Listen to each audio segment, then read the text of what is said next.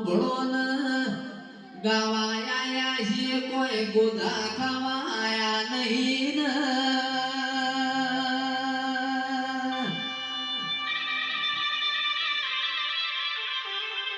એ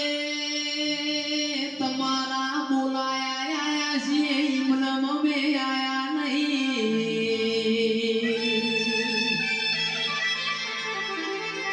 લાખ રૂપિયા ખર્ચે કોઈના જયેશ નહીં મળતો